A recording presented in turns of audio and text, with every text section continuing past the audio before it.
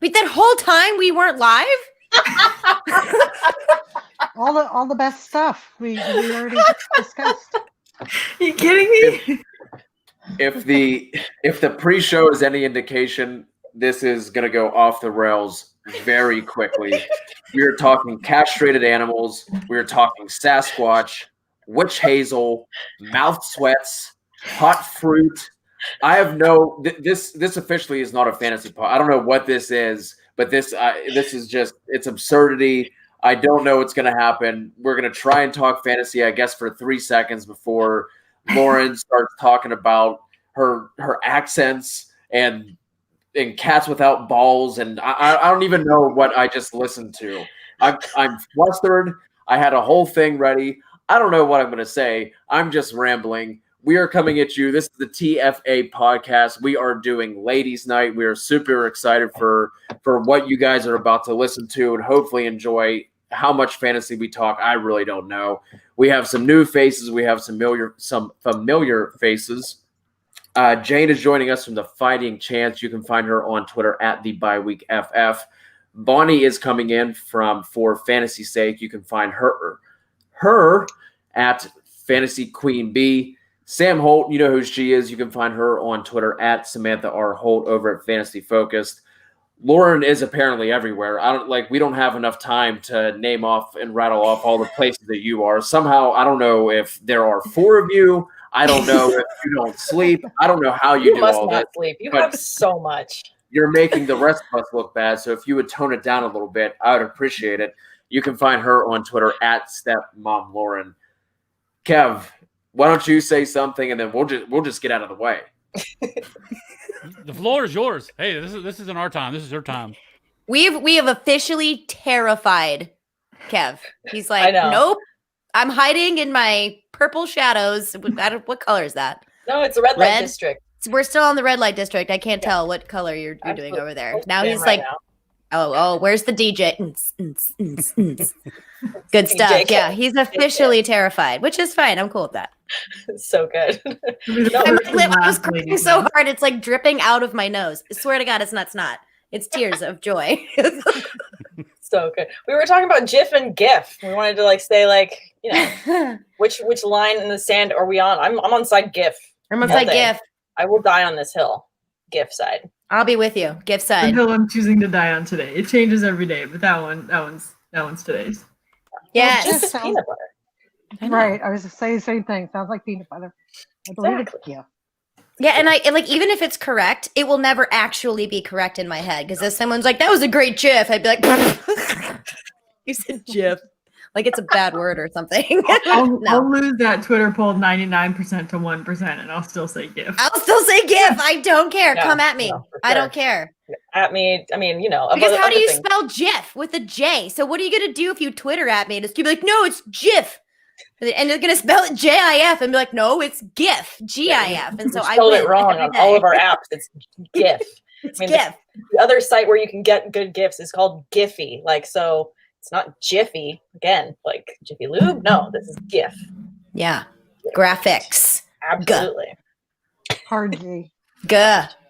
Hard G, not a soft G. That's right. We don't appreciate soft around here. No, we don't. No. As I say, also a hill pushing up my on. glasses like a dork in my Shireling shirt. Baby Gap shirt. It is Baby Gap. That's what it was. I fell into Baby Gap. That was the problem. God, I was so excited about this shirt, and like I said before, when I got it, I was like, "What?" I guess I got like strawberry shortcake and Barbie's like discount clothes. Fantastic. The Cabbage Patch doll. It is. I am in the Cabbage Patch division, but like I do have to do like the stretchies with it every time I try to put it on, which has only been 3 times. So far it has not ripped, but the night is still young. Yeah, you never know. You could get really animated over a take, like GIF versus GIF, and then rip your shirt like Hulk style.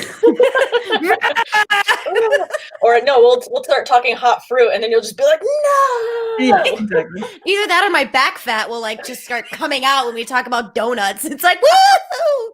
I'm getting bigger already. Oh my gosh. So bad. Or as my neighbor calls them, her chicken cutlets. Ooh, Oh, those are these chicken cutlets. These right are the there. cutlets? Yeah, like the upper boob chest This fat. cutlet. Like the Yeah, hangry- the ones that like always come out of your bikini, or like when you're trying to like have a cute tank top and it's like sausage right here, and you're like, oh, you gotta like pull it over. There's the chicken cutlets. We're losing Kevin. Kev, I don't know about you, but I personally hate when my chicken cutlets hang out. How do you feel about cutlets It when is they the hang out? absolute worst. Aren't you so happy you invited me? If we had Oh, any good one. viewers, they've all left. So maybe we should talk football to get them back. It's too late. Did anything happen today? Was there any like big news in the NFL? I don't think It's there a pretty was. quiet day. Nothing really happened. Wasn't it that Camaro was like maybe he missed practice like without an excuse, and so they're saying it might 3 in a be row. like a contract. Was it Yeah. 3 in a row? Third Yeah, it was day? 3 in a I don't know row. why we didn't hear about that end of last Why week. why didn't we hear about that a couple days ago, guys? I think they were just trying to downplay it, but maybe he's gonna sit out. Maybe he's gonna hold out. I mean, the new CBA though makes it basically pointless for them Yeah. to It's hold a out, though, sit-in. right? Mm-hmm. Sit in. It's like, I'm gonna come and sit here and look at you all practice. You're gonna have to deal with my staring. I'm never gonna blink. Yeah, exactly. That's what it is. Camaro Coming can to look school intimidating pouting in the too. corner. Yeah, well, Yeah, he is or very Joe intimidating. Mixon's hold in is like, yeah, I got migraines, which although migraines suck, so if he does have those, like that's the worst. Oh, yeah, But I that's would also terrible. have headaches over contract extensions if I were him. So Yeah. I'm sure that's Kevin, better. Kevin I and I do- were having this debate earlier. If you guys are not, or if you guys are going to be going after somebody in that Saints backfield, are you going Ty Montgomery or are you going Latavius Murray? I would go Latavius Murray. Yeah, same. But not by much. I mean, it's kind of hard. Like, I feel like I'm going so early on running backs in all my drafts this season. So I'm trying to just get as many surefire number ones in that committee as I can. And then I feel like the drop off is so quick. It's just kind of hard to really, hitch your wagon to any of those guys. But if you're going to get a late round flyer, I got Boston Scott in a league. I got, Latavius Murray in a couple, but those are like a couple guys that you can kind of stash and maybe they're a good week fill in, but they're not guys you're going to be starting every week. Yeah, I think Latavius Murray would be my take on that too. I know that he is good for standalone production also, you know what I mean? So I do like Latavius Murray, and I don't think he's going so early where he is not still a value. Right. I think he's one of the top 4 handcuffs. I think there's Lat Murray, Chase Edmonds, Tony Pollard, and who am I forgetting? Alexander Madison? Madison. Yes, exactly. Yeah. Yeah. I So had a dream that I had to draft Alexander Madison, and I got really mad that someone snaked him from me. That's I had a that dream. tells you where you're at when you dream you're drafting. Yes. I had a dream that Kenny Galladay followed me on Twitter. I was so excited, and I woke up, I was like, honey, oh shit. I was so excited, but no, it was not meant to be. I almost tweeted him, I had a dream that you followed me. I'm like, stalker. Yeah. No. I had a dream before the Scott Fishbowl that I accidentally, because I had the 3rd pick, I accidentally took Zeke, and I'd been planning to go QB with that pick, and I got so mad at myself. I was like, why didn't I stick to my guns? And I woke up and I'm like, didn't draft yet. We're good. Yeah, it's real. No. I also don't think Kamara is going to hold out. I feel like this is the new holdout, right? Where you just don't show up to practice. You kind of do the hold in thing, right? And then like Dalvin Cook did, you just show, you're like, all right, well, I'm just going to play. It's like, you're How gonna soon are they going to move an Xbox or a PlayStation into the locker room for the guys holding out? They're like, I'll just play Madden while you guys go practice. You know what I mean? Yeah. What do they do? I also feel like the Saints, they're probably a pretty good organization. They'll make it work, or at least tell him what he needs to hear to show up and play week 1, right? I agree with you there. I would be surprised if we don't see Alvin Kamara out on the field week 1, but I'm less worried about him. I'm more, not that I'm super worried, but I'm more worried about Mixon, right? Because it's the Bengals. They got some question marks. They're in for a good year, but everybody knows my stance on the RB1 of the Bengals, and if you don't, karma's a biatch. Hope those migraines feel good, Mixon. So good. Don't like it. I like the receivers more for the Bengals as late round flyers. I feel like there's more potential for them there. With Boyd, I feel like there's some potential. Love Tyler Boyd. I love, especially with AJ Green back. Tyler Boyd is such a steal with AJ Green there. So when AJ Green was on the field, right? Tyler Boyd was a fantastic wide receiver too, because he needs to have a true wide receiver 1 to help take away coverage. He is not as good as creating separation. His press first man coverage, according to Matt Harmon from the Reception Perception, dropped. I mean, he was just not successful. And it wasn't just because of poor or mediocre quarterback play. It was because that's just not what he is built to do. He is meant to be that true wide receiver too, who will flourish in an offense where there is a true wide receiver one. So with AJ Green back on the field, give me all the shares of Tyler Boyd. I love it. You can get him for a great price in the draft. I love it. Yeah, he's super cheap. For sure. Thank you. Approval. All right, I think that's going to wrap it up. I've heard all I need here, and that's I saw it. Kevin Thank you, shaking guys. his head. I feel like he may not agree. Maybe?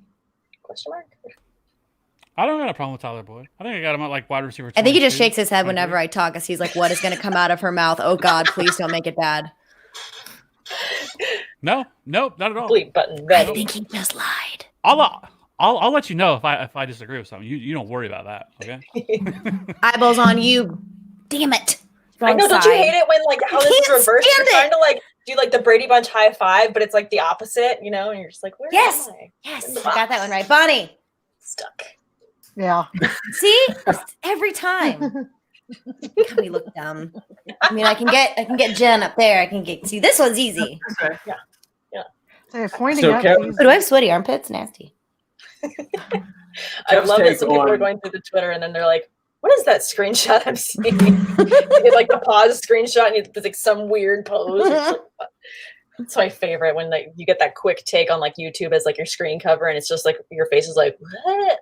Yeah, That's I always not a good look. have Just the Lauren weirdest look looking on at my her face. armpits. Yeah. Like you got I'll this just whole like stand like Ricky this. Bobby, I don't I know will what to do with my hands. Like I will stand like this the whole time, just so one of the screenshots on YouTube will have this.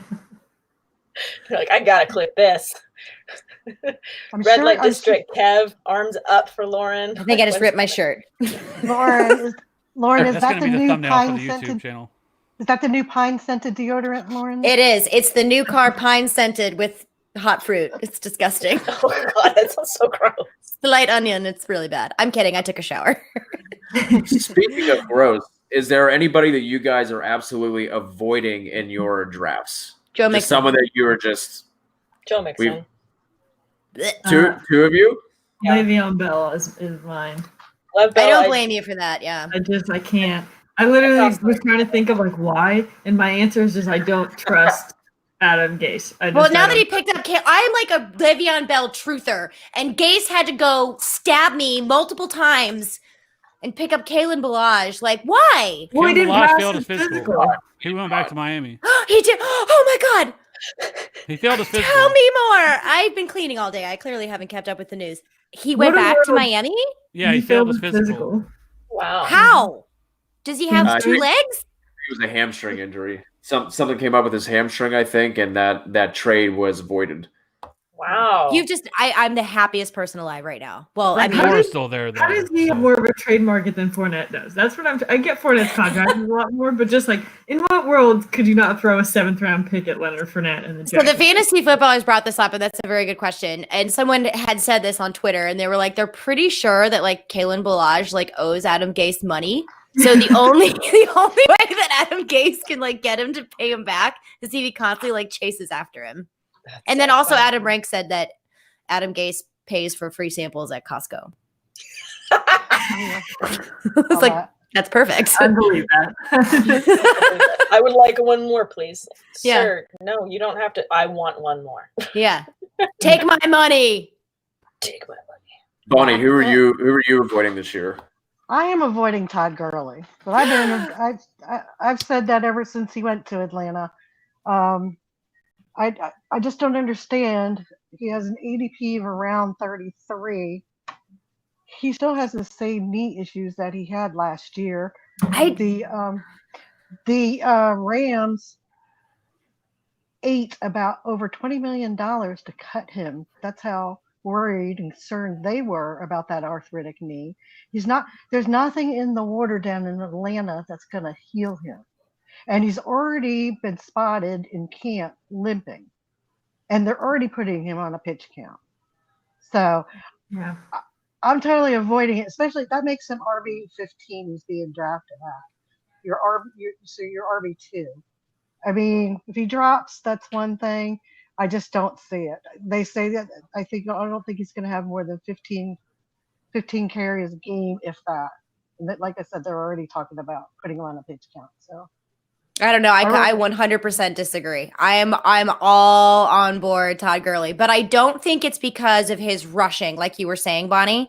I think it's going to be him involved in the passing game.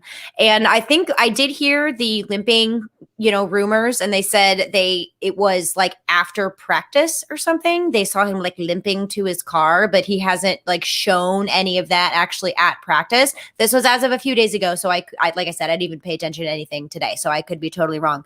But I like Todd Gurley, and the Falcons didn't really go out and get anybody else. They have like Brian Hill, Smith. Okay, that's great. But they have this amazing offense, and I think that Matt Ryan is going to be throwing the ball constantly, and I don't think they're going to be using Gurley in that bruising line of scrimmage back type of role. I think that is where Brian Hill is going to possibly step into it. I think that Todd Gurley is going to be used very heavily in the passing game, especially with Austin Hooper gone to Cleveland. So I'm very curious about how well he's going to do from the line of scrimmage, but I like him in the passing game. So in PPR formats, I'm all in, and I've seen him go as late as the 5th round. So if he keeps falling in drafts, I'm in. I'm sold. Oh yeah, the fifth round, I'm fine with that. But if you're wanting a pass catching back, I'd much rather have Kareem Hunt, who's probably going to almost split. Todd Gurley. But he's going to have to compete with Nick Chubb, who is the unquestioned RB1 as the line of scrimmage role in a Stefanski offense that is a run-heavy offense. So how much of Kareem Hunt are we going to see in comparison to Todd Gurley, who is that unquestioned featured back in the offense? I love Kareem Hunt too, though, especially where you can get him in drafts. So yeah, I can definitely see that argument as well.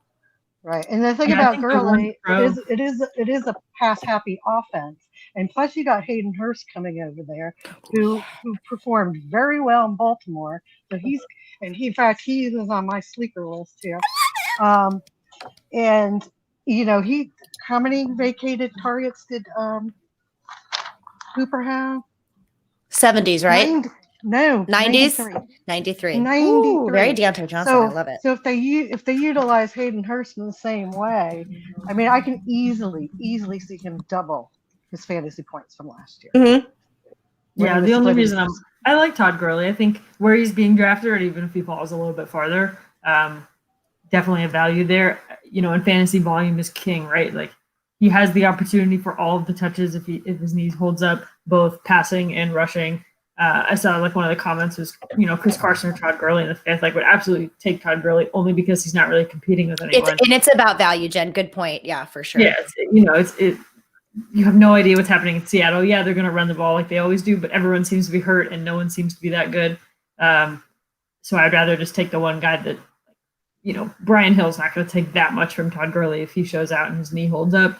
As soon as he starts to limp and get hurt and miss a game or two, then they'll bring in Brian Hill and Smith. But I think they're going to run Todd Gurley into the ground with their 1-year deal. Like they have nothing to lose on him, so they might as well play him. That's true too. But if they run him into the ground, how soon is it going to be when the wheels fall off? Yeah, no, totally fair. That's my contention. So if he drops to the 4th, 5th round, sure, I'll take him. But I'm not taking him in the 3rd round where he's going right now.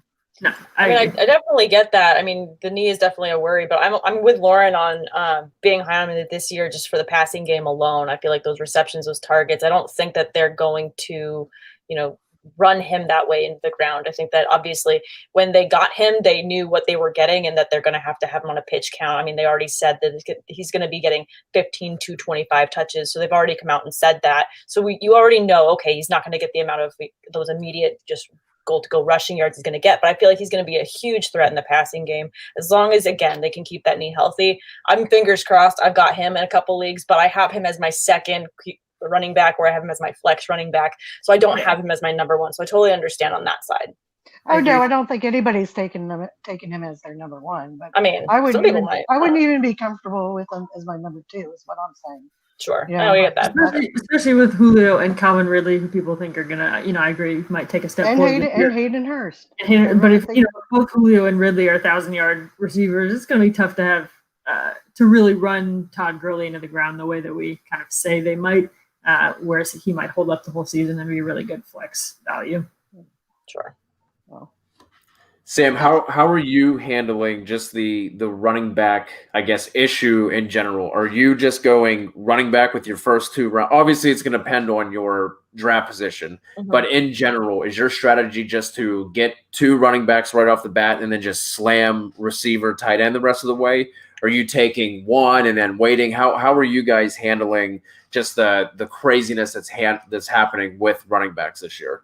Sure. I mean, in most of my leagues that I've done, I've gone running back, and then in some, running back for the third pick just to go heavy on it early. But there's other leagues that are super flex, and I'm taking a QB a little bit sooner. I think I got Mark Andrews in one league. So, I'm trying to mix it up, but most part, it's about running back for the first two picks for me. Obviously, draft position totally depends on it as well. If I'm later, then I'm probably going to end up taking a tight end with that wraparound pick if I'm at the end. That way I can shore up that other position, just because I feel like when you're waiting that late for one, you kind of reach the end of that tier. And if you're not going to get one of those top running backs, I want to take the chance on someone else rather than pay higher for someone else that I could probably get later. One of the bigger debates that we've seen, especially in the later half of the first, early second, is between those running backs of Josh Jacobs, Miles Sanders, Joe Mixon, Aaron Jones, guys like Nick Chubb, those guys, and Kenyon Drake. I think those are the most highly contested guys of going in that range. Who are the guys that you guys are the highest? I'm probably highest on Aaron Jones compared to other people, but I don't know if that's just because I'm an Aaron Jones truther, and he paid my dues for me and won me a championship last year.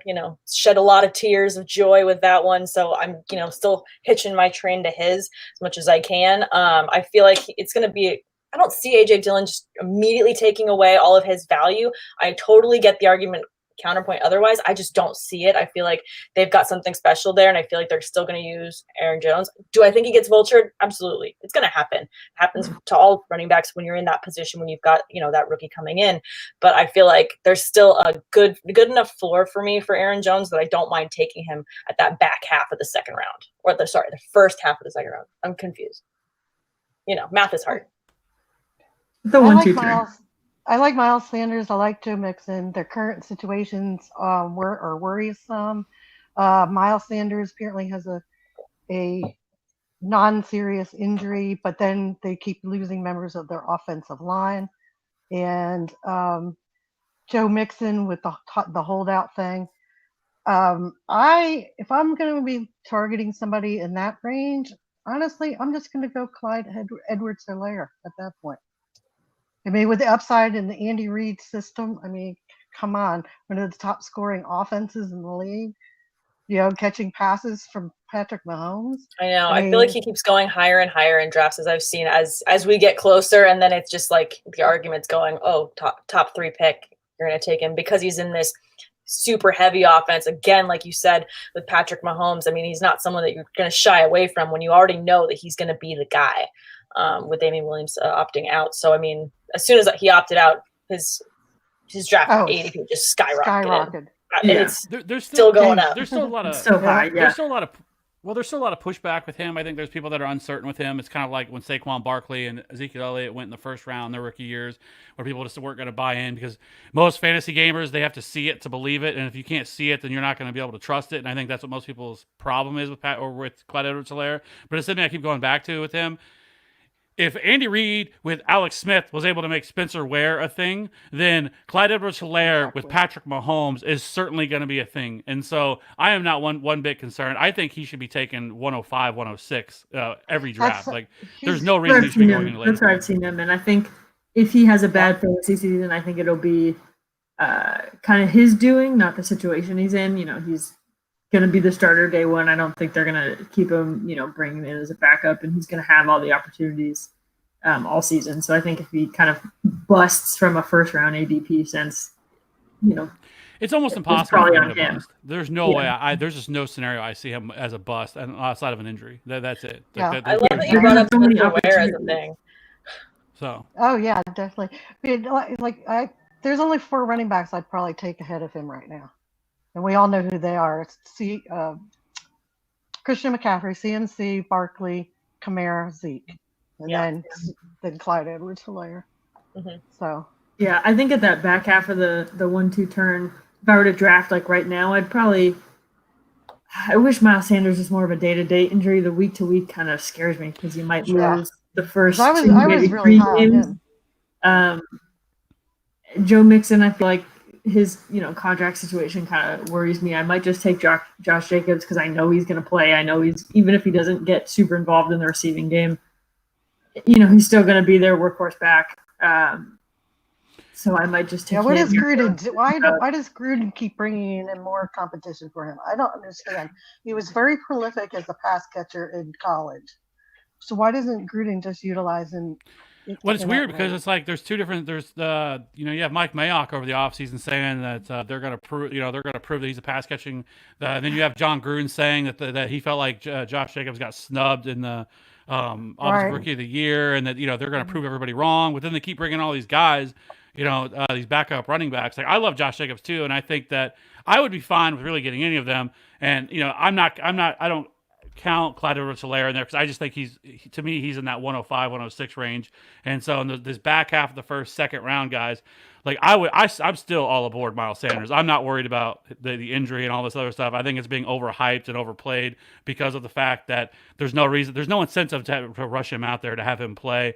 It's his job. If we really thought it was a problem, they would have brought in a running back by now. The fact that they haven't means to me they that already have one. Yes, I know. It's Miles Sanders. It's not Boston Scott. It's not Boston Scott. It's his second one. It's not. It's a running back by committee. Doug Peterson has never had a running back since he's been head coach in 2016 that's had 1,000 yards. Miles Sanders got close with 818. But I think Miles Sanders is going to be a beast in the passing game. A beast. So I love Miles Sanders, but I don't necessarily want to rely on him as my RB1.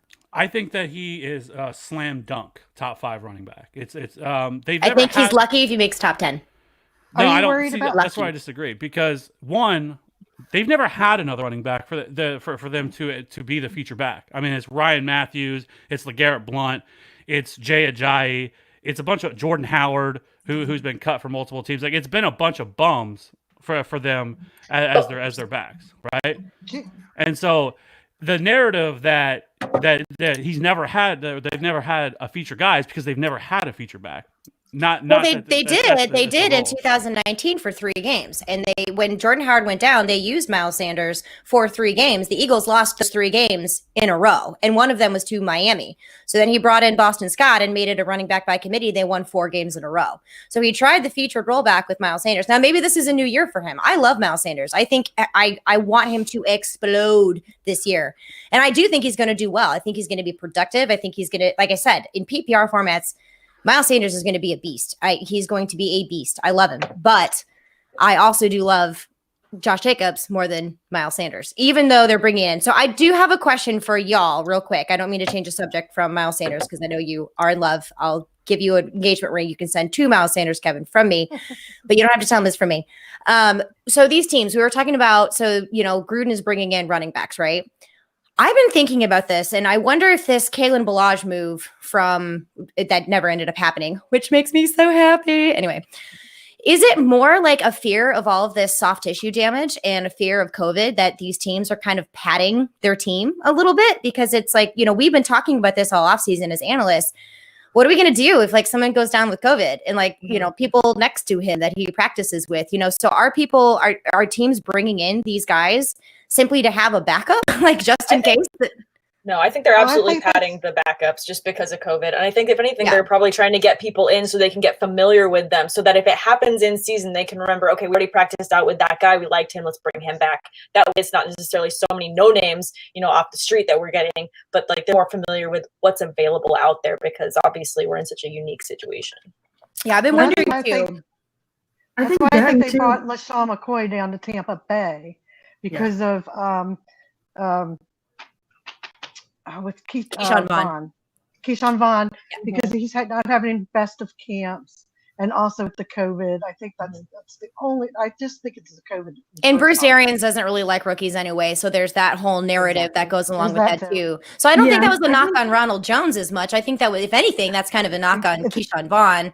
But again, it's more of a rookie thing. Yeah, exactly. Thank you, Jen. Yeah.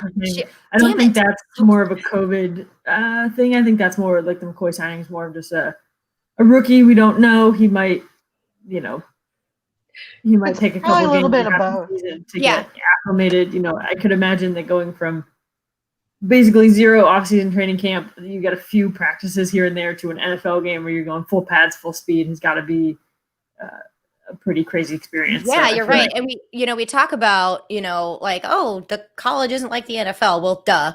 And then you add this weird off season, like super abbreviated, no preseason, no real game time reps outside of like scrimmage. Like that's got to be. I would never want to be a rookie in this NFL year, like ever. No. Like, it's terrifying. I'm not sure I want to be a fantasy league team owner in this NFL. I know it's all weird right now, isn't Why it? am I in cash leagues this year? Why did I agree to this? Why did I commit to so many leagues this year? I know. I Why are there more leagues now? This is dumb. We should be like that. Probably because we were all so bored, so that we joined all these leagues. Oh, I have to have something to do, and now it's like, oh my god, what did I do? For real. I agree. So I didn't mean to take that away from you, Kev. I apologize. That just popped into my head when we were talking about Josh Jacobs with Gruden and backups, and then all sorts of things went in this mess. Continue with Miles Sanders. You're good. I thought we were past. I said what I had to say. Get it. We were past Miles. I know. I just had to bring it back because I feel like I interrupted Kev. No, it's all good. That's what we were talking about anyways. We were talking about that range of running backs. Got it. I feel like with some Raiders, I feel like those are just not necessarily I feel like all those guys can't make the team at the end, or they're going to cut a couple of them. I do think they're going to run Josh Jacobs. He's their guy. If they're hesitant on cards, like it's a new stadium, new season, they kind of want on the face of their franchise. I feel like Josh Jacobs could be that guy for him. I feel like they're more just signing, and maybe a bunch of teams are doing the same thing. Just some of these like weird bets that kind of kill fantasy value, but might have actual value because they're not rookies. There's no practice, there's no training camp, there's no preseason where people can kind of stand out from the practice squad and all the undrafted, rookies and stuff. Like they don't have a chance to shine. So I feel like teams might just let's bring in people who have been on an NFL field. Yeah, like someone who has some experience. Yeah, something like that, rather than trying to sign one of these undrafted rookies that shows out in preseason games, which they don't get to this year, right? But on the COVID thing for kind of my fantasy teams, I'm almost avoiding stacks this year, and give or take a few. But if I'm trying to like handcuff a running back, I would almost rather do it with someone else's handcuff, because you're banking on injury at that point anyway. So it could either be your starting running back or someone else's starting running back.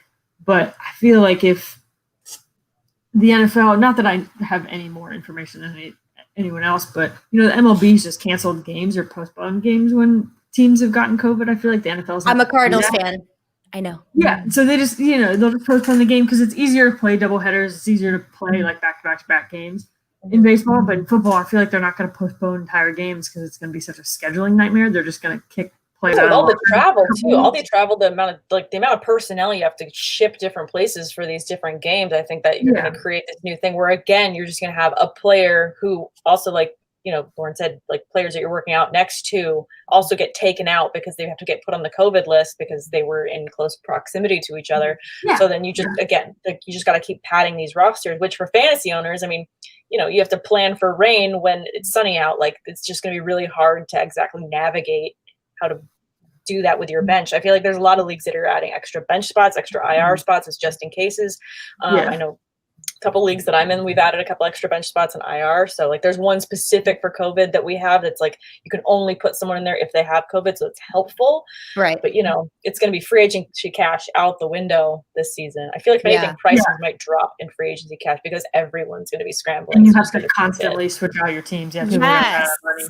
But I feel like I don't really want like the RB1 on a team and their backup, because the chances that, if Dalvin Cook gets COVID, the chances that Alexander Madison also gets it, like, I feel like those are pretty high. They're working out together. They're in the same meetings. They're in the same, like, they probably sit next to each other in the locker room or something like that. They probably share, everything. They make out. It's totally make out. Yeah, so it's like I feel like that's not really, I get handcuffing injuries, but for handcuffing COVID, I want people that are on different teams, just in case one team gets COVID, they're just going to say, figure it out. So I think it's a great point to diversify your roster portfolio. Yeah. So I there was a little bit on, I think it was Inside Training Camp. I can't remember. It was a few weeks ago. So maybe not Inside Training Camp, but they did like a walkthrough of the Los Angeles Rams and how like anal they are about the distance, and they have meters and just all this crazy stuff. But one of the interesting things I think that was one thing I didn't really think of, granted, I'm not paid to think of these things, so I thought it was marvelous. I was like, oh, how smart. But again, it's not my job. So I was very happy with it. But in the locker room, Jen, like you were saying, or maybe Sam, sorry, I don't remember. They actually are staggering people. So normally it would have been like Jared Goff, Cooper Kupp, like, as they go along, but they've ended up staggering people around. So like all the running backs aren't in the same part of the locker room. The wide receivers aren't right next to the quarterback. The wide receivers are actually separated from each other. So they have everybody kind of staggered around so that it's not one position group together. So that's how they're kind of, that's how they're trying to mitigate any kind of disaster, if you will. If one wide receiver, like let's say, God forbid, Cooper Kupp or Robert Woods get hurt, then like not the entire wide receiving core has to go because then who do they start? So I thought that was pretty interesting. And it seemed like that might have been a trend going on in the NFL, which I think is very smart. So it's good. But what I've found myself doing with the whole COVID, situation, it's not just COVID because of getting sick from COVID. It's COVID because of soft tissue damage, because of the lack of OTAs, of reps, of working out, being with the trainer, being in the weight room. So we're seeing so many injuries happen right now that it's like, I want to get backups of backups. So when I would normally have some of my late spots on a draft where I would just take dart throws and just get as many dart throws as I can. Now I'm maybe doing like one or two and then taking safety shots and taking that backup of a backup, which at this point is kind of like a dart throw, right? Just not necessarily in the boom category. It's more like, safety category. So I do find it's altered my way of drafting just a little bit, not to the extreme where I'm changing my main draft rounds, but to those later roles. I'm actually finding myself taking 2, sometimes 3 quarterbacks in leagues where it's only one starting QB. Sure. But I don't want to be that person spending all of my fab on one available quarterback because I didn't have a backup on my team that I could start. So I found myself taking someone like Russell Wilson early and then targeting Matt Stafford and Ben Roethlisberger and having them on my bench. If that has to take up a couple of spots, oh well, I don't know. So it's been interesting, and mock drafting with that helps too, because you can kind of see who you can target later. But it's been definitely a different year. I mean, obviously, definitely been different. I mean, I agree. I've definitely been trying to target and get a couple, later quarterbacks. Stafford's one that's on my list, Ben as well. But I mean, he's not sexy pick, but I've got Goff in a super flex league, and I don't mind it. That's a lot of volume. I like him this year, girl. Get it? Hey, there's a lot of volume. Wait, that one. Yeah. But yeah, I feel like he's got a lot of volume. There's going to be interceptions, that. But I mean, I feel like they've just got such a core group of receivers there that I know what the floor is of receptions there, of yards. Like, I just want a part of that. Again, he's my second QB, or he's, on the bench, and at least I've got him to, fit in where I need him. But not someone to shy away from, especially when you're trying to stack your bench to go into this season. Oh, totally agreed. And just speaking of the Rams too, I know you had asked the question earlier about like players we're avoiding. I was only half joking with Mixon, mostly not at all. I don't like Mixon. All of the Rams running backs, I'm not taking a single one of them because I don't know who's going to get the volume. And even if I don't think there will be one person that gets all the volume. So I don't want to waste a draft spot trying to guess who that's going to be, even if it's late. I think I'd rather be a little bit safer and get someone that I know of just so I can get that out there. Yeah, I agree with you on that one too. Good point. Yeah, we had a question coming in live from Jerry K. Hi, Jerry K. Sup? His nickname is actually Hot Fruit. So he was asking about Jerry K. He was asking about a muddled backfield. What are you guys doing with the Buffalo backfield? He wanted to know, is Zach Moss a real threat to Devin Singletary? Absolutely. So the GM also of Buffalo basically drafted Zach Moss to be Frank Gore.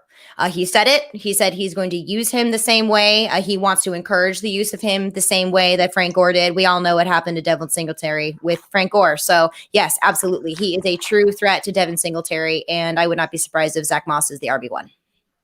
Well, it's funny Is there any concern about the neck injury?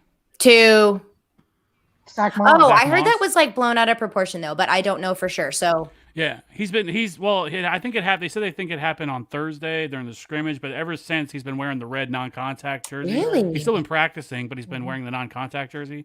I think now more than ever, that's just so precautionary, though. I mean, you have so little time between now and the start of the season. I feel like for any of these players that I'm seeing, like, oh, well, they're not practicing because they're just being overly cautious with everyone at this point. Kind of like your Miles Sanders take, Kevin. I think it's the same thing. I'm not sure if it's anything to worry about. Go ahead, Sam. No, I that's all I meant was like, I just think everything is overly cautious. And that's why you're also seeing other players get more reps and just like, oh my God, is he going to be the guy? No, it's because so-and-so is taking it easy because we have literally no time between now and we're starting the season to get these reps in. So it's great. It's like a mom with their firstborn child, like, dirt. Oh my God. You know, like, exactly. When we get to like month 2, they're going to be like, get out there. Yeah, you'll be fine. I feel like I've seen a lot of like players getting vet days and it's like, what do you need a rest day? Like you haven't really been practicing hard, but it's to a such a significant decrease. I mean, you go on your couch eating potato chips to like running into offensive linemen. What I mean. Yeah, you know? I realized they've done nothing. Oh, that was just me. Oh, never mind. We all off season differently. We off season simpler, Lauren. Yeah, you and I. Damn it. So booze and potato chips not good for the NFL. Got it. I mean, I'm just sitting over here drinking White Claws. Yeah. Or wine in this case tonight. I drank all my White Claws. I drank so much on my draft on Saturday. Oh my God, it was ridiculous. I've been told drafting drunk is not good. I say boo. I ended up with a decent team. I was pretty happy with it. So I think that what was in my favor was it's a dynasty team where we had so many keepers that I couldn't mess up that much on my bench, so it was fine. Nice.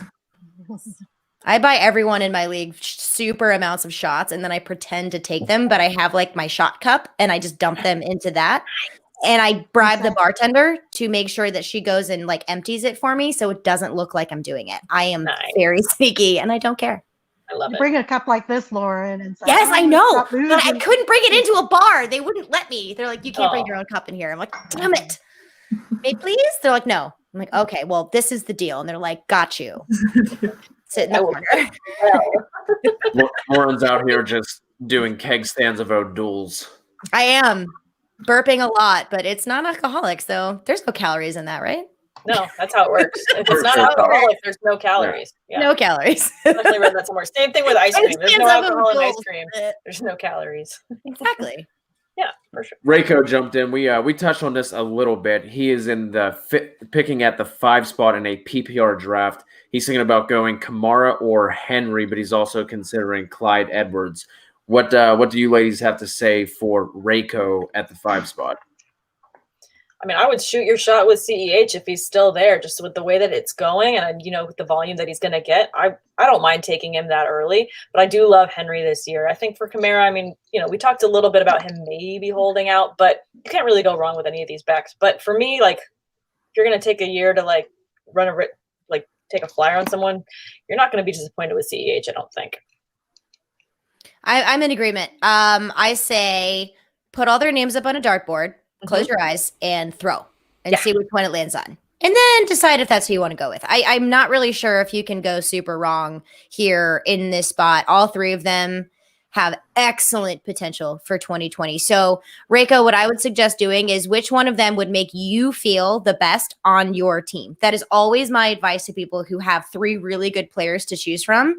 Who do you want on your team? And go for that person. Who do you want to root for? Who do you want to name your team name after? Like, just go with one that adds glitter to your team. Go for it. Yeah. Who would you rather watch? Right? Would you rather watch the Kansas City Chiefs or the Buffalo Bills? I mean, our Tennessee Titans. Excuse me, with Henry. Or the Saints. Yeah, I mean, all 3 of them are good. I mean, that's usually my thing. And then everyone's like, "You told me to take so and so." I'm like, "Nope, I said go with your gut." Or if the guy 100% out on Derrick Henry in the first and then that early, like there is no chance in hell I would draft Derrick Henry in the top 5. Not even you couldn't pay me. If you paid me money, I wouldn't take him in the top 5. Because you're taking Miles Sanders, so he's gonna fall to somebody else. No, I would take Clyde Edwards-Helaire. Like I wouldn't take Derrick Henry in the first round. Well, you don't have to, because somebody else will, so you're good. Well, I know. Yeah. He is bust all over it. He's a bust between him and in a PPR league, I will not touch him. Between him and DeAndre Hopkins, I want no part of this year. I understand the fear with DeAndre Hopkins for sure. Yes, I don't really know about Derrick Henry. I mean, it's going to be ground volume versus passing volume, I think. So that's kind of what I see with Josh Jacobs and with Miles Sanders. It's ground volume, passing volume. And honestly, it's going to depend who you would rather be more comfortable on your team. So Kevin, for you want no part of Derrick Henry. Well, get him out of there. You still have two good options in Kamara and CH, and you want to go with CH. I mean, these guys are ranked very closely amongst each other. So really, it's going to be, what do you feel the most comfortable doing? Another thing when you have start-sit issues, which I always say, and I have to remember to do this myself. It's like, well, I don't know who to start. Well, you know what? I want to start the guy that if I lose, that was the guy I wanted to start. The last thing I want to do is lose with a guy that I didn't want to start just because some expert said to do so. That's kind of the thing I want to go with. So what makes you feel the best at the 105 there, Raycon, is what I would suggest. And, if the guy drafting behind you is a big Saints fan, take Kamara just to piss him off. Yeah, He's probably hoping, do that. He's probably hoping that his your favorite player on his strategy. favorite team falls. Like, just, stir the pot, right? The crew, they're all kind of in the same tier. Yeah. Who does Your draft like better? Yeah. When you're looking at players, how much do you factor in schedule? Because Josh Jacobs is a good example. I'm a big Josh Jacobs guy. I love Josh Jacobs this year, but it is hard not to look at his schedule. Their schedule is absolutely brutal.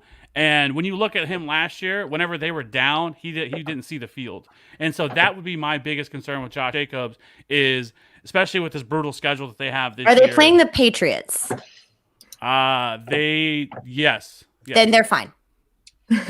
But either way, but how much do you put in that in terms of whenever you're looking at a player? Do you factor that in? I don't factor that into a lot of this, because I feel like then it's, again, you're just planning for rain and it's sunny outside. I feel like you don't know how those defenses are going to develop as the season goes. I mean, you can predict it. Defense is going to be in the top 3, and then injuries happen, and then it just completely goes, bottom side up on that. So you can't predict that. So to me, I would rather go with, I love Josh Jacobs, and I feel like if anything, they added pieces to help open up his opportunities. So to me, I'm still fully on board with Josh Jacobs. I'm not scared in the slightest. You can tell they're still building this offense around him with him in mind. So that's someone that I would rather have than try and skip out on just because I'm a little nervous about, their schedule. I think in the early rounds of the draft, I don't worry about schedule. But when I get later on in these kind of dart throw draft picks that we talked about, I do look at maybe the first 4 games, because I want to look at those guys that maybe have crappy first 4 games. Do I draft them when I could possibly get them off the waiver wire when they have juicier matchups later? Or are they going to have a really crappy matchup? Someone's going to rage drop them, then I can pick them up from the waiver wire. Or do they have really, really juicy first 4 games that I'm going to start them right away, but I don't have to pay that much for them in the draft, and then go ahead and either trade them after they have a big game or drop them. But usually those first big core of my team, I don't worry too much about strength of schedule, because things change so much in the off season, and then from week to week, like Tane was saying, with injuries and especially with this COVID stuff. Look what happened to the Patriots defense. I mean, so they were an elite defense last year. I don't really know. So and nobody's going to show up for that game. And that's what's really tough. It's tough. Defense is very hard. Yeah, usually take strength of schedule more into a start-sit question of kind of game script, how the game against that opponent, the defense, what's going to happen. But I agree, Lauren, with some of the kind of late round guys. Like, Daniel Jones has got a tough first couple games, and he's not going to do great, in my opinion, but I will happily pick him up off the waiver wire after week 3 and start him for the rest of the year, So guys like that, then I'll kind of like, oh, maybe I don't have to draft him, or if someone else does, they'll probably drop him after 3 crappy weeks, and then that or somebody that you target as you let those, like, so for example, Josh Jacobs to start the year, he plays the Panthers, which is a terrific matchup, but then they play the Saints, the Patriots, the Bills, the Chiefs, the Bucks, the Browns, the Chargers, like those are all the Broncos, those are all like not great matchups outside of maybe 1 or 2 of those games. But then the second half of the season really kind of opens up for them, and maybe looking at it in a way of, this is a guy that I want to buy low on later in the year because you're looking at him. Maybe you don't want to mess around with that early season schedule. Maybe not so much with your first, second round picks like you were saying, but as you get later on, identifying some of these guys, like for example, I think Jimmy Garoppolo has a fantastic first part of the year, and then it gets tough, and then like his week 14 through 16, which again I wouldn't look too much into, is fantastic once again. But I do agree. I think that those are some things that I would at least be paying attention to early on because some of these guys have some pretty brutal schedules, like I said. And you look at Josh Jacobs, that first part of the season, the first week, and then after that, it's really tough. And if he's used similar to how he was last year, it could be really problems early on for Josh Jacobs because he was always pulled off the field once the Raiders went down. I feel like the defenses are so different every single year, and especially with this year. So for defenses, for me, I'm in that position where I believe it when I see it. Maybe that's just because I'm from Missouri and I'm a show me state kind of girl. Like, I don't really believe it. So I want to see how much of this defense is going to show up. And don't forget, like, a lot of these stadiums aren't going to have any fans, and there's a big thing with like energy from fans. It's crazy. So I want to see how much of this dynamic of this weird year is going to affect both offense and defense. And it's definitely something to keep in mind. But again, for me, the core, not so much, as opposed to like later round flyers based on strategy on how I want to use them, drop them, waiver, trade target, things of that nature.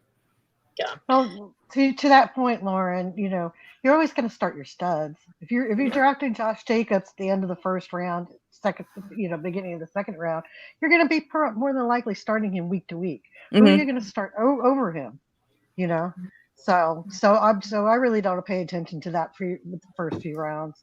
Right. If you, it's just like you were talking about the Giants. Saquon Barkley has a pretty tough schedule for running backs this year. Mm-hmm. But are you going to draft Josh Jacobs over him because of that? Just to throw that out there since we were talking about Josh. But Sure. Right. Absolutely. No, that's a great point. I mean, if I'm drafting Saquon Barkley, it's for those legs. I just want to see those legs and root for those legs week to week. Do I need one more reason to watch? Come on. No. Don't even call it squad. Hi, the quad squad. You just said AJ Dillon, Christian McCaffrey. AJ Dillon, I was just gonna bring it up. Yeah. Oh my gosh. I needed to restart my computers, everything. Like everything was on fire. I know. I saw so we all know that Christian McCaffrey is a Greek god. Okay, this is clear. He is Hercules. But I saw him in an interview, and I just happened to be like doing something, and I literally stopped what I was doing and just watched the screen. Like his skin was a fire from within. He was glowing. Gross. I'm like, how does your face look contoured, like with makeup? And I know you don't have makeup on. That's BS that you are that handsome. And he's so articulate and so well spoken. And I'm like, I am 37 and I feel like I'm 15 again. How are you? Hey, couldn't help it. Like, come on. He could literally be reading something out of like the encyclopedia, and I would just be like, "Oh, really? Okay, yep. Tell me so more about xylophone." Take your shirt off next. Let's go. I'm not. Terrible. So, Lauren, you brought up Christian McCaffrey. Yes, I did. Well, if you could get Christian McCaffrey in the late rounds for a dart throw, who are some of your favorite dart throws? There's a couple of them. So, all right, for the quarterback position, I already brought one of them up. It's Matt Stafford. I absolutely love him. Another one is Ben Roethlisberger. I really like him this year. So last year was such garbage for the Steelers. I'm sorry, Sam. I was not meant to give you any kind of... It was garbage. It was hot garbage. It was basically hot fruit last year. Hot fruit, man. Was fruit in a bucket. Rotted peach cobbler sitting in the back of my truck, which is super cool. I just got her. Her name is Sofia Esperanza. She's beautiful. She's bright red.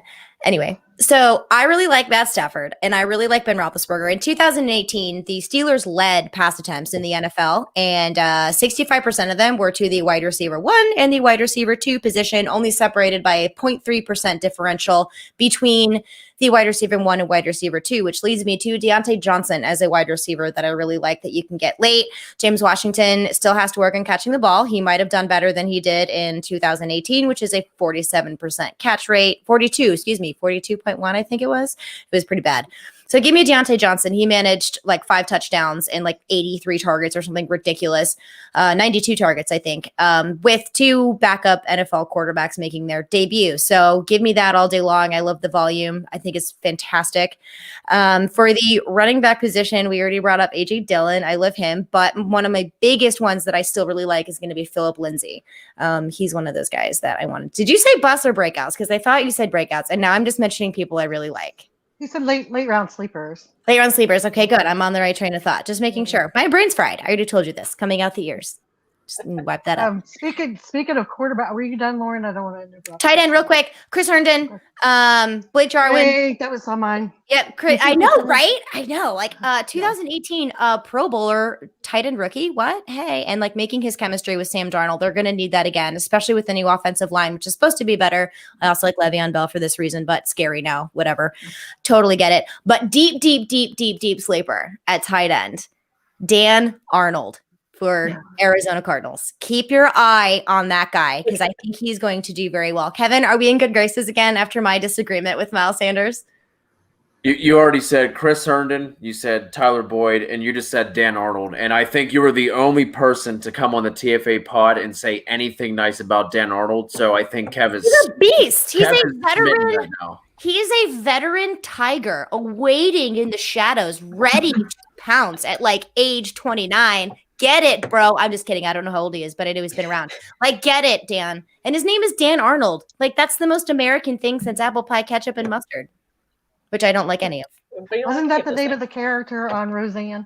I think Dan so. Arnold? Yeah. Or am I thinking Tom Arnold? I don't know. Tom Arnold. Dan Arnold, whatever. Sam Darnold. There's too many. There's too many D. Johnsons. There's too many Arnolds and Hendersons and Darrells and Darwins, and these things confuse me. I won't lie. Love Dan Arnold. Love Dan Arnold. He's been making such a huge splash in camp, and I love it. I love it. Isn't he taking snaps out wide too? Yeah. Yeah, that's what I thought. That's what I read that. Yeah.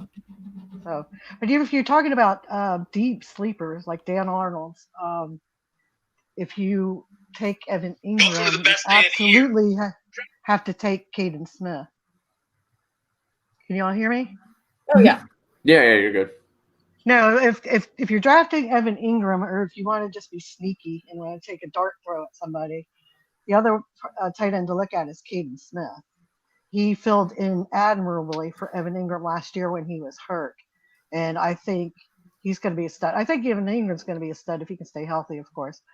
But just like Dan Arnold, he's another one to keep your eye out on.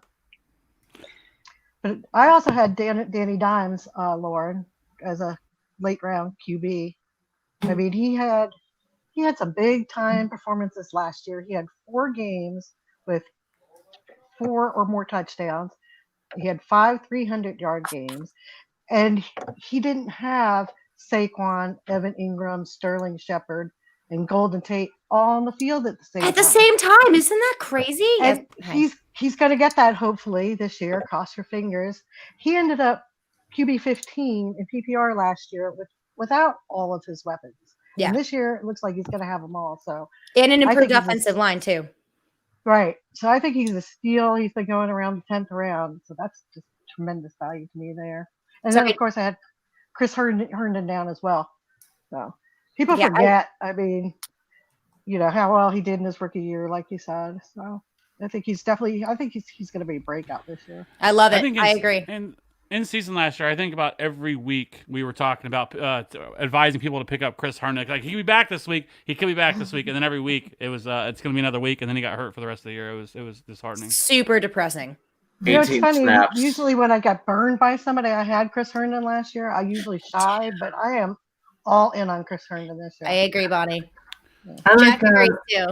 He was whining at the door. He wanted in to say hi. He's so precious. So cute. My super unsexy pick is Jack Doyle, super late in drafts.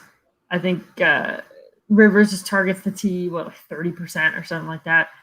The Colts, target their T's at 20%. Trey Burton, I think, got hurt a couple days ago. I don't see a reason why super late in the draft you couldn't pick him up. But I think, he may not be top 8, top 10, but I think he'll definitely get you some good production. I think he definitely could. I mean, I think he's a red zone target too, Jane. Sorry. Yeah, he's super kind of flying under the radar. I feel like most people don't quite think of him. I read an article about him. I agree. Yeah. I think it's just because there's so many like sexy late round tight ends this year. I mean, you have Johnny Smith, Chris Herndon, which is weird, Jarwin, right? Noah Fant. Like there's so many guys going late that people are really excited about that is pushing guys like him down. And Gesicki. so I think Gesicki's another one. Yeah. So I love Jonnu. I'm team Jonnu Smith. I think him going tight end 17. Absolutely love him. I think I have him ranked like tight end 6. But not that's a huge accomplishment. Let's be honest. Everything past like the top 3 or 4. You could have like 500 yards and 3 touchdowns and finish as a tight end 1. So my late QB's Matt Ryan. I think he's getting pushed because kind of forgotten about. And I am all for random facts and stats, fantasy football wise, to be able to make decisions. Because starts to sit like how many yards defense, whatever. But it's an even year. Matt Ryan shows up in even years. He didn't finish that well last year, and this is his second year with the offensive coordinator. So I think he was at QB 11. So it's not what you want when you draft him after a QB 2 season in 2018. But he's going to play Breeze twice. He's going to play Brady twice. Like it's going to be shootouts. He's going to have to throw the ball. I think Calvin Ridley's going to step up. Julio is obviously going to be Julio. If Todd Gurley goes down, he really is going to have to throw the ball. I don't see any reason why he can't make a, top 6, top 7 QB season. We need to make sure that we keep the Matt Ryan love like way down because I've started to see him go in drafts like 7th round. And I'm like, no, drop. I can't handle this because everyone's picking up on this about Matt Ryan. And I'm like, nope, he's terrible. Like they're listening to us or something. I hate it. Why do people do that? It's garbage. Why don't they just I love Matt Ryan with us and then we can pick up on the value? I just hope Matt Stafford doesn't go higher because that's a great deep value. Oh, I have Matt Stafford's my boo. And it's not just because my husband is a Detroit fan. I love Matt Stafford. Is that something that bothers you guys? Like when you're drafting and you can tell your league mates know who you're high on and they just want to snipe you all day long? I wish I did, but my friends don't give a damn about anything I do in fantasy football. Like they literally have no idea.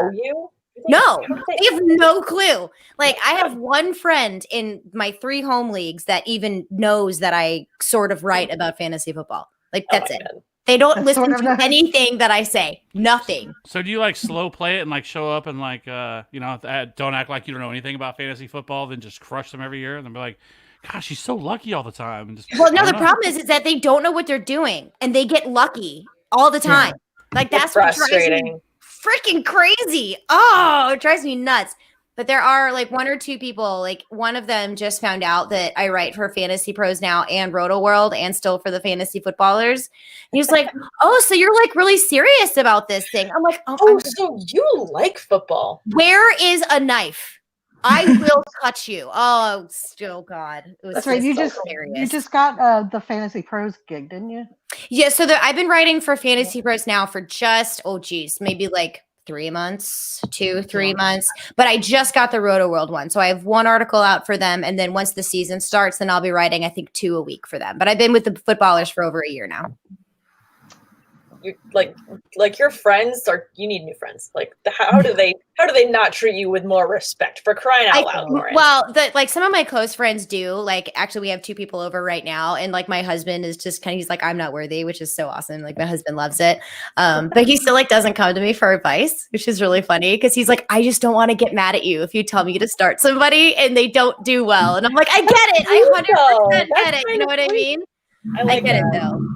I want it to be like a spousal thing, which I'm fine with. Because then if he like picks the wrong person, I'd be like, I would have told you to go with the other guy, but hey. So they don't get in trouble. No, that's insane. I mean, the guys in my league, like they were giving me shit before my rookie draft. And they're like, so Sam, who's the number 1 rookie? I'm like, obviously you should go with Cole Kmet. I mean, if the Bears are going to stack up at tight end, you should totally take tight end first, obviously. They're like, no, seriously. I'm like, I'm serious. You wanted my take? Oh, you should just listen to like half the podcasts that I do in the week. Maybe, maybe they're like, no, can you just give me the Cliffs notes? I'm like, no, you can go draft Cole Kmet and tell me about it later. Yeah. I do that. And they're like, oh, so like, you like run it down. Who do I draft? I'm like, I have an entire website with all of my work on it. Go do your homework. Go find it. Like, God. You just do like 2 minutes worth of effort, and then you'll Just get the read a little bit. It's easy. You just write it on a post-it note and just give it to me. Like, no, you need to just go and just do the YouTube Google, and you'll find it. Like all the stuff is in there. I am very guilty though. I have given shit fantasy advice when I've been playing against them to make them lose. Yeah. Oh my God! I am so guilty. I've done it before. I'm like, oh yes, that guy is great. No, for sure. There was a guy in our league last year, and I think this was right before. This is right when AJ Green got hurt, and he was going to sit out the season. You just knew he was going to be out forever. And then a guy drafted him like in the second round. They're like, guys, you just missed out on AJ Green, and I'm just like, Sam, what do you think? And I'm like, well, I think he's not going to play for like 8 weeks at least. And he's like, wait, what? I'm like, oh, their face. I can't. Like there was one guy. There's like a red mark next to his name. Like maybe you should look. Yeah. See that thing that has notes on it? Read it. I'm going to say one more thing and then I'm going to have to skeet out real quick. But I am so guilty. I've done this twice in a league, which means when you're playing against me, pay attention to your damn roster. But they didn't have a defense. So come Monday night, there were only 2 defenses on the waiver wire. I picked up both of them. So they could not start a defense. That's fair play. Dude, I love that move. Do it. No. I lost. So fantasy gods disapproved. I think they were like, oh, smart move. You're still going to lose. But I ended up losing by like 0.3 points. And everyone's like, see, that's what happens when you cheat. I'm like, no, that's not cheating. It's strategy. Set your lineup, doofus. For sure. I think Jake Seeley a couple years ago, he's in like a home league that they will not get rid of kickers. So he refused to play kicker. He literally did not play kicker all year. Didn't draft one. Never started a kicker and won the league. Well played. Like that is yes. I'm like that is amazing. Good for you, sir. That is out there on the battlefield of anti-kickers. I approve. I mean, that's front lines. Yeah, that's like that's real. Like, what's the word I'm looking for here? Grit. It is true to his word. There's a word here I'm looking for. Ballsy. Ballsy. Something like that. There's like a word. It's like, what word am I looking for? Gumption. Noble. Gumption. It's like standing true to your values. It's stick to your gun. Stalwart. Stalwart. Stalwart. Sure. Cojones. That too. Cojones. There you go. All right, my family. I'm gonna have to let you go a little bit early. I'm old and Lauren, was the word conviction standing behind his conviction? Yes. Thank you, Bonnie. Boom. There you go. Thank you. See, I can't even think right now. Here, pack my. Yeah. It's fun, Lauren. Jane, you're next. Nope, this one. Another one. Yeah. You did it. That way. Lauren, I'm really happy to finally have met you. Yeah, you too, Bonnie. Yeah, same here. I love you guys. Jane, I love how you're exploding onto the scene, girlfriend. Keep getting it. Yeah. Thank you. Appreciate it. All right. Good night, y'all. I'm sure you'll see me somewhere on the damn Twitterverse. I can't get off of it. I'm like addicted. It's dumb. I'm like, it's 4 o'clock in the morning. What's going on Twitter? Put the phone away. Love you guys. Mwah. Bye. Good night. See you, Lauren. Thank you, TFA. Thank you for coming on. Thank you. There was a guy in my home league last year. He might have been his first couple of years playing fantasy football. One of those people that really wanted to play and just have it for the social aspect and not because he, watched the fantasy sites as much as we did and stuff. Yeah. He drafted Max McCaffrey in the 4th round, who I think he thought was Christian McCaffrey. Oh gosh. And who had been cut from the Niners practice squad before our draft. So he definitely was just like a free agent. And he ended up winning the league, so you can't feel too bad for him. Hey, that's just how it goes. Sometimes luck is just the thing you need, and you just gotta get rid of the analytics and the stats. It sucks because I don't want to say it, but we can ultimately plan and analyze as much as we can, but we can't predict how anything is going to happen or unfold in a season. We can just make the best educated guess that we can, which is why, people say, oh, this guy or this guy. It's like, well, I love what Lauren said. You got to go with your heart and go with your gut, who you want to root for week to week, so you're not regretting that pick. But also, we can't predict what's going to happen tomorrow, at all. We can't predict if we're going to even get a season. I feel like we're all leaning towards we're getting one, but we might wake up next week and then be surprised to not get one. So, knock on wood, we get one. But at the same time, we can't predict the future. We just have to do our best educated guess and have fun as we do it.